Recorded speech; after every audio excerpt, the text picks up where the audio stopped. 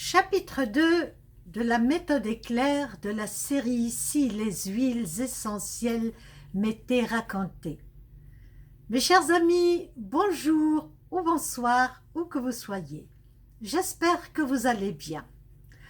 Pour les nouvelles personnes parmi nous, je vous suggère d'aller voir la vidéo de la présentation et la vidéo du chapitre 1. C'est nécessaire d'aller dans l'ordre chronologique, ne ratez rien.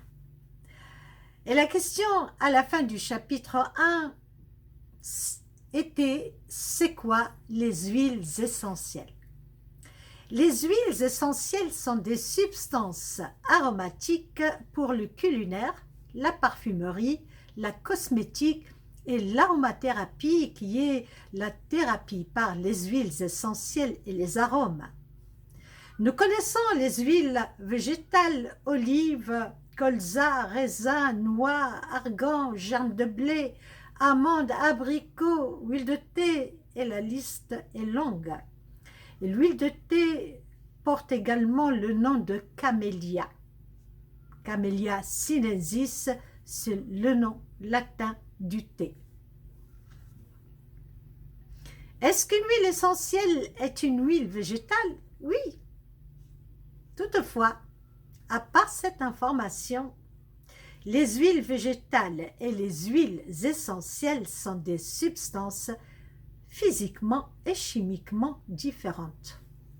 Les premières sont alimentaires et cosmétiques et les dernières sont médicinales. Là, nous allons nous attarder un peu sur ces deux notions physiquement et chimiquement. Physiquement, l'huile végétale alimentaire est de texture grasse et sa robe est lourde. L'huile cosmétique est aussi une huile végétale mais semble parfois plus légère. Les huiles végétales alimentaires ou cosmétiques sont des acides gras qui comportent certaines vitamines comme la A et la E et des oméga 3, 6 ou 9. Cependant, les huiles essentielles sont très légères. Elles évoquent le caractère de l'essence de voiture qui est très volatile. Nous pouvons dire qu'il y a une ressemblance entre les deux concernant leur légèreté à s'évaporer rapidement. Les huiles essentielles contiennent des substances curatives et d'autres substances intéressantes comme les antioxydants. Maintenant, nous allons éclaircir le mot essence ou essentiel dans le but de vous mettre à l'aise avec l'idée, n'est-ce pas? Dans le jargon des forestiers, une essence désigne généralement des arbres de même famille. Dans les forêts, vous rencontrez le chêne, le bouleau, le charme, le tilleul, l'érable, le pin, le sapin, etc. Le type d'essence, ou autrement dit, le type de famille d'arbres, varie d'une région à l'autre et d'un continent à l'autre. Parmi ces arbres, il existe des espèces dont les feuilles contiennent des huiles essentielles telles que le pin, le sapin, le bouleau et le bois de rose qui, lui, nous viennent des Antilles. Les huiles essentielles ne viennent pas que des arbres, elles nous viennent également de certaines plantes médicinales sauvages ou cultivées, et la plus célèbre des plantes aromatiques est la lavande. Ici, il y a une petite précision à apporter. Les huiles essentielles nous viennent des plantes et les essences nous viennent des écorces des agrumes, comme l'orange, la mandarine, le pamplemousse ou tout autre fruit qui appartient aux agrumes, comme la limette par exemple, et dont on retire l'huile, non par distillation, mais par pression de la peau. Nous pouvons considérer que l'huile essentielle ou l'essence que contient une plante aromatique présente tout ce qu'elle possède de plus important et de plus précieux en elle. J'aimerais vous apprendre aussi qu'il n'y a pas d'huile essentielle de jasmin, de violette, de chèvrefeuille, d'osmanthus, de tubéreuse ou d'œillet. Ce sont des fragrances ou des absolus. Exemple, fragrance de jasmin ou absolu de jasmin. Les fragrances sont des parfums huileux élaborés à partir des fleurs naturelles qui sont macérées dans de l'huile pendant quelques jours afin de l'imprégner de senteur. Cependant, la rose peut exister en fragrance, en absolu et en huile essentielle. Ce qui différencie une huile essentielle d'un absolu de parfum est la technique utilisée pour leur extraction. Les huiles essentielles sont obtenues par hydrodistillation, du végétal bien sûr. L'absolu correspond à la matière obtenue grâce à l'extraction par solvant volatile. Les huiles essentielles existent depuis l'époque pharaonique.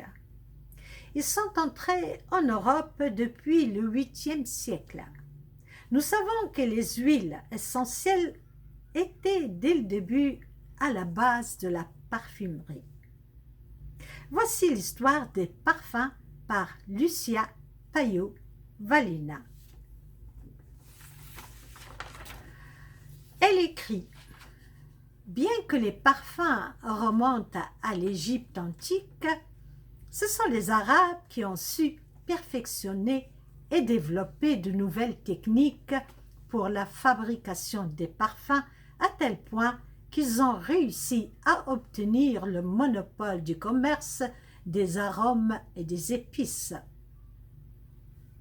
Nous voyageons à travers l'histoire du parfum et aujourd'hui, nous faisons halte dans l'ancienne civilisation d'Arabie pour vous faire découvrir tout sur le parfum arabe et son influence sur le reste du monde. Le sud de l'Arabie antique était très différent du désert qu'il est aujourd'hui, car luxuriant et plein de plantes aromatiques, c'était une région connue comme le pays du parfum.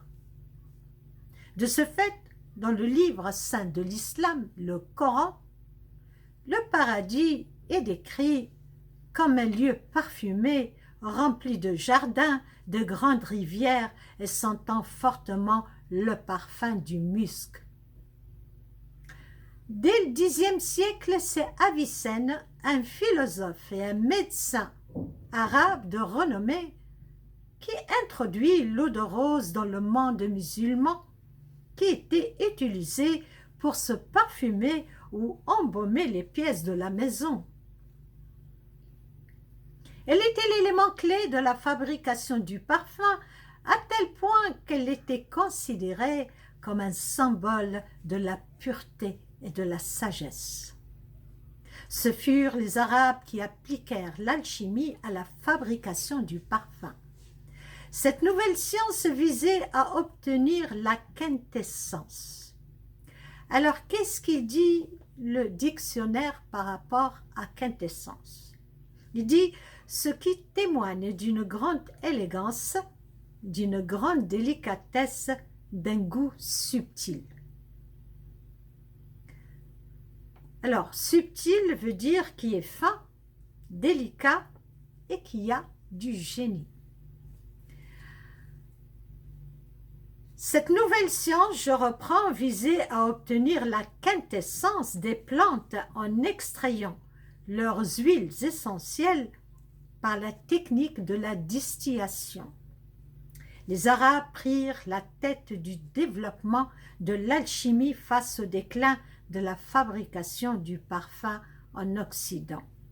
Ce sont eux qui perfectionnèrent l'alambic pour distiller l'alcool qu'ils utilisaient pour créer la base du parfum. Cela entraîna une expansion, un commerce, une popularité rapide au Moyen Âge, ainsi qu'une révolution dans la manière de fabriquer le parfum. L'arrivée des Arabes en Espagne. Les croisades de 1096-1291 ont été une période clé pour l'introduction des parfums en Occident, car ce furent les soldats de retour en Europe de leur campagne militaire qui apportèrent des parfums et des senteurs inconnues dans leur pays.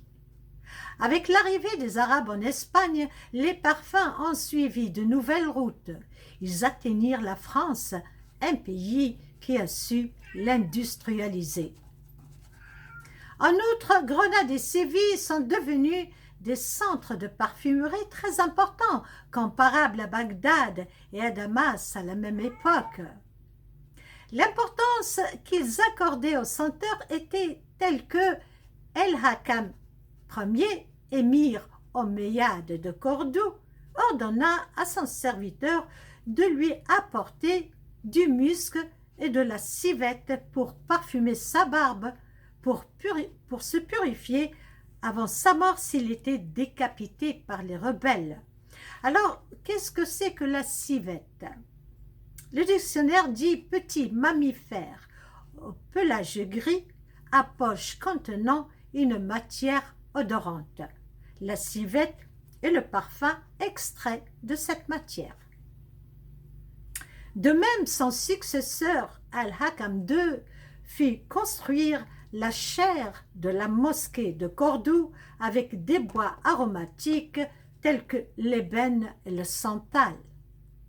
Même après l'expulsion des Arabes de la péninsule, les parfums furent les seuls privilégiés, plutôt les parfumeurs furent les seuls privilégiés qui furent sauvés et purent rester en Espagne. S'ils étaient partis, ils auraient emporté avec eux le trésor de leurs secrets, des formules uniques de la fabrication de leurs parfums.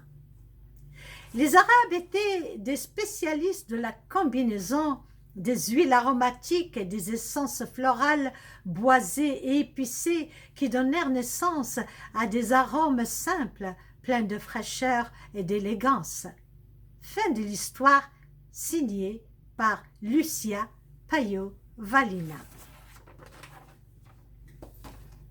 Les huiles essentielles ne sont pas des substances statiques.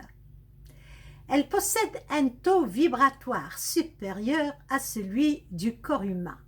Là, une autre question se pose. C'est quoi un taux vibratoire? C'est ce que nous allons voir dans la prochaine vidéo de la série « Si les huiles essentielles m'étaient racontées ». Avant la fin, je voudrais vous montrer quelques fioles d'huile essentielle pour les personnes qui n'ont jamais eu d'huile essentielle ou qui ne connaissent pas à propos des huiles essentielles. Voilà, c'est 5 ml. Alors, c'est du genévrier, orange douce, 10 ml. Et ici, c'est Palmarosa, 10 ml aussi. Voilà. Il y en a plus de 40 à la maison.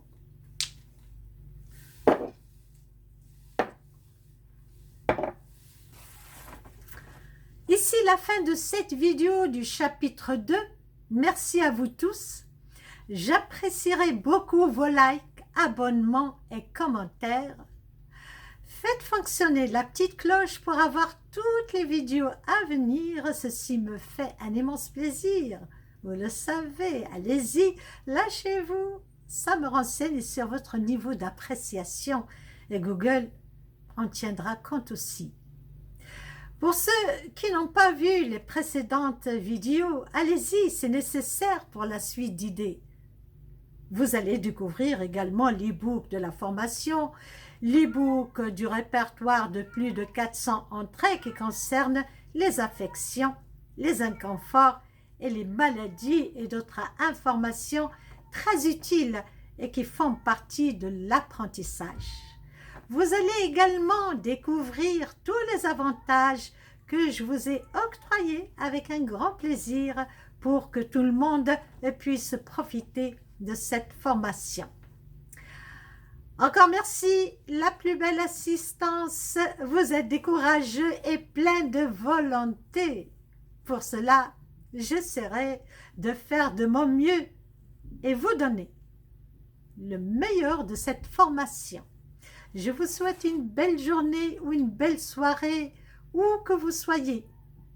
Et retrouvons-nous à la prochaine vidéo pour le chapitre 3.